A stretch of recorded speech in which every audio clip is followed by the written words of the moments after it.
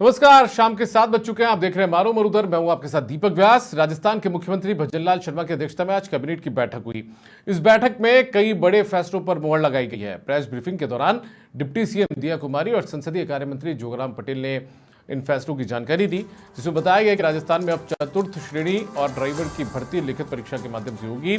कर्मचारी चयन बोर्ड ये परीक्षाएं करवाएगा। चतुर्थ श्रेणी कर्मचारी के लिए 10वीं पास होना अनिवार्य होगा। पहले न्यूनतम योग्यता 8वीं पास थी। प्रेस ब्रीफिंग में बताया गया कि सरकार ने मंत्रालयिक कर्मचारियों की ग्रेड पे में बढ़ोतरी कर दी है।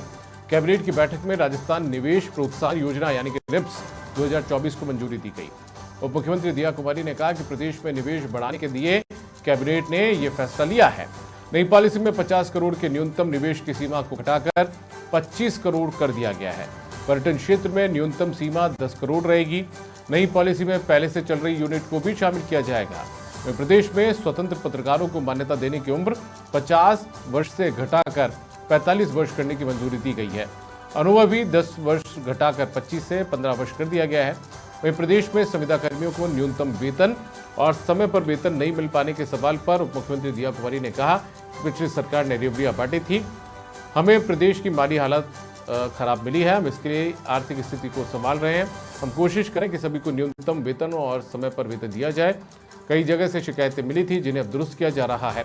बड़ी बात यह भी है कि इस बैठक में किरोड़ी लाल मीणा भी आज शामिल हुए।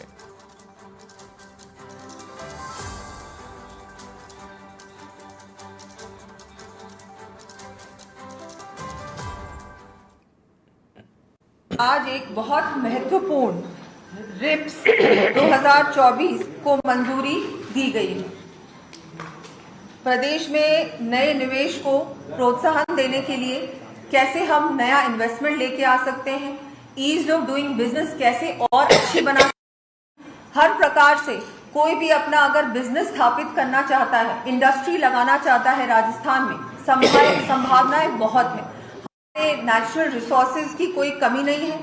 टूरिज्म में बहुत संभावनाएं हैं, मैन्युफैक्चरिंग में है, हमारे यहाँ एग्रीकल्चर भी बहुत बड़ी मात्रा में है। तो इन सब चीजों को कैसे आगे बढ़ाया जा सकता है, ज्यादा से ज्यादा इंडस्ट्रियल यूनिट्स को हम कैसे प्रोत्साहन दे सकते हैं कि वो राजस्थान में आए और अपनी इंडस्ट्री स्थापित करें। हमारी स्थानीय निकायों में सफाई कर्मियों की भर्ती का विषय हो और हमारे मंत्रालयिक कर्मचारी जो आपके आसपास देखने को मिलते हैं, इनसे संबंधित कुछ महत्वपूर्ण निर्णय लिए गए। चतुर्थ श्रेणी कर्मचारी में हमेशा आज तक की योग्यता 5वीं और 8वीं थी और भर्ती के अलग अलग प्रक्रियाएं थी। इसको कंसोलिडेट करते हुए हमारे यशस्वी मुख्यमंत्री का जो ये फोकस है कि हमको इस साल 1 लाख की भर्ती के टारगेट से अबव जाना है और भर्ती में आरोप नहीं लगे, असमंजस की स्थिति नहीं रहे और एक निश्चित प्रक्रिया के तहत भर्ती हो। इसीलिए निर्णय लिया गया है कि अब चतुर्थ श्रेणी कर्मचारी की भर्ती में 10वीं पास की योग्यता होगी और इसकी भर्ती राजस्थान कर्मचारी चयन बोर्ड के द्वारा की जाएगी। और ज्यादा जानकारी के साथ मेरे वरिष्ठ सहयोगी मनोज शर्मा लाइव कनेक्ट हो चुके हैं जयपुर से। सीधा उनका रुख करूंगा। मनोज, आज कई बड़े फैसले लिए गए हैं। क्या बड़े फैसले हैं जो कैबिनेट ने आज की इस बैठक में लिए हैं, आपसे जानना चाहेंगे।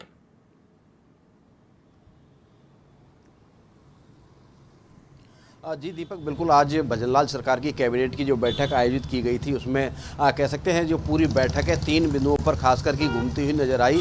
सबसे पहले बात करें तो इंडस्ट्रीज, पत्रकार और सरकारी कर्मचारी, इन बातों को लेकर महत्वपूर्ण निर्णय लिए गए हैं। खासकर की सरकारी कर्मचारियों की जो भर्ती है, यहाँ पर राजस्थान सरकार ने फैसला लिया है कि इस वर्ष 1 लाख जो भर्तियाँ हैं वो इस साल के अंदर अंदर करानी है। युवाओं को सरकारी नौकरियाँ 1 लाख देनी है और साथ ही प्राइवेट सेक्टर में भी युवाओं को रोजगार देना है। और इसमें कर्मचारियों के लिए यहाँ पर काफ़ी कुछ घोषणाएं की गई हैं। कर्मचारियों को खासकर कि जिस तरह से भर्तियां जो होनी है, जिस विभाग की जो भर्तियां हो रही हैं, विभागवार पदों का जो रिक्त पद हैं उनका आकलन किया जाएगा और उन्हीं के अनुसार उनकी भर्ती कराई जाएगी। और खासकर कि राजस्थान चयन बोर्ड द्वारा बिल्कुल पूरे पारदर्शिता के साथ जो परीक्षाएँ वो कराई जाएंगी। और साथ ही यहाँ पर जिस तरह से ग्रेड पे का लाभ भी दिया गया है, इसके अलावा पत्रकारों को भी लिए महत्वपूर्ण जो लाभ है वो पहुँचाए गए हैं। जिस तरह से स्वतंत्र पत्रकार के लिए पहले न्यूनतम आयु जो थी अधिस्वीकरण कराने के लिए वो 50 वर्ष थी और कम से कम 25 वर्ष का अनुभव होना चाहिए था, तब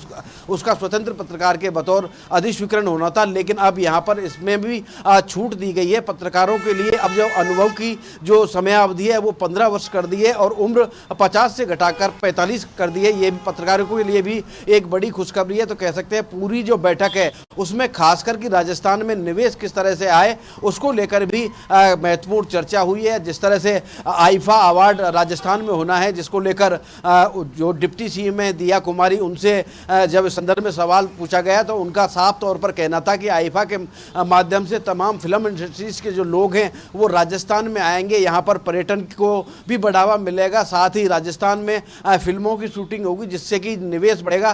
तो अपने आप में राजस्थान के लिए गर्व की बात है। और जैसे कि मैं बात कर रहा था इंडस्ट्री पर पूरा यहाँ पर फोकस रहा है, उसमें भी खासकर कि ऊर्जा के क्षेत्र में किस तरह से राजस्थान को आत्मनिर्भर बनाया जाए, उन तमाम बिंदुओं को यहाँ पर पूरी कैबिनेट की बैठक में चर्चा की गई है। अपने आप में महत्वपूर्ण हो जाता है किस तरह से पवन ऊर्जा हो, चाहे सौर ऊर्जा हो या ऊर्जा के जितने अन्य सोर्स हैं उसके माध्यम से बिजली का उत्पादन किया जा सके। बिजली के उत्पादन से जिस तरह से मुख्यमंत्री भजनलाल शर्मा का साफ तौर पर कहना था कि किसानों के लिए बिजली देनी है, इंडस्ट्रीज के लिए बिजली देनी है और तमाम बातों को लेकर यहाँ पर गहनता से चर्चा की गई है और ऊर्जा के हर स्रोत से बिजली पैदा करने की जो कवायद है वो की गई है। इसके अलावा राजस्थान के जो जैसलमेर जिला है और फलौदी, यहाँ पर सौर ऊर्जा के संयंत्र स्थापित किए जाएंगे जिनके लिए भूमि का आवंटन कर दिया गया है। और किस तरह से, चलिए मनोज, आप जो बने रहिएगा मेरे साथ में, आगे भी अगली खबर पर भी मैं आपका रुख करूंगा।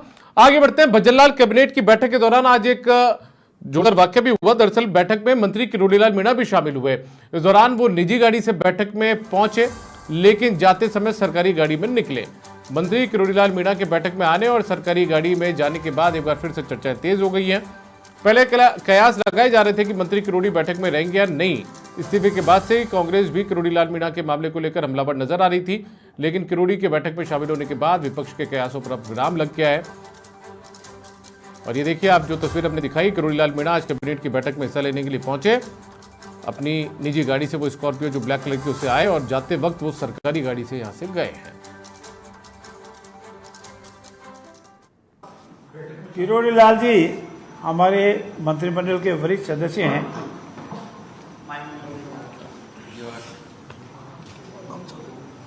और उनके अनेक सुझाव निरंतर मिलते रहते हैं और उन सुझावों का संकलन जो है, सभी मंत्री सदस्यों का संकलन है, वो हमने आपके समक्ष रखा है। और मेरे साथ में मनोज शर्मा, मेरे वरिष्ठ सहयोगी, लगातार जयपुर से लाइव कनेक्ट है। मनोज, आज एक जोरदार वाकया हुआ क्योंकि तमाम लोगों की नजरें लोकसभा चुनाव के परिणाम के बाद से ये थी, क्योंकि जब किरोड़ीलाल मीणा ने इस्तीफे की पेशकश की उसके बाद से वो कैबिनेट की बैठक में शामिल नहीं होते थे, लेकिन उनका इस्तीफा भी मंजूर नहीं हुआ था। सरकार ने, मुख्यमंत्री ने इस्तीफा मंजूर नहीं किया था, लेकिन आज सबकी निगाहें उन पर टिक गई क्योंकि अचानक से वो आए निजी गाड़ी में सवार होकर और उसके बाद में सरकारी गाड़ी से निकले बैठक की समाप्ति के बाद। किस तरीके से देखा जाए?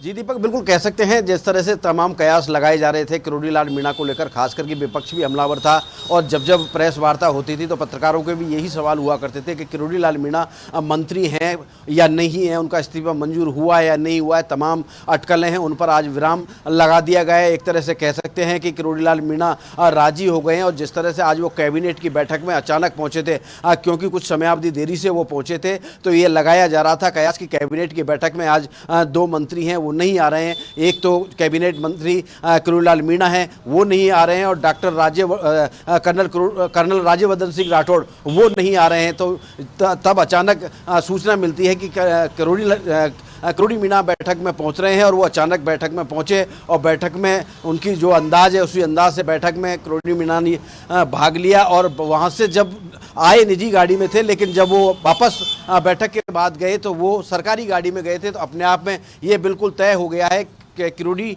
मीणा ने अपना जो कृषि मंत्री का जो पद है वो संभाल लिया है और विधिवत अपने विभाग का वो कामकाज देखते रहेंगे। यहाँ पर जो तमाम अटकल हैं उन पर विराम लग गया है। जी दीपक। मनोज, आप बने रहिएगा मेरे साथ, अगली खबर पर भी मैं आपका रुख करूंगा। तो मान गए किरोड़ीलाल मीणा और जिन लोगों के जहन में सवाल था कि मंत्री हैं कि नहीं है, वो मंत्री हैं। कैबिनेट की बैठक में भी उन्होंने हिस्सा लिया है।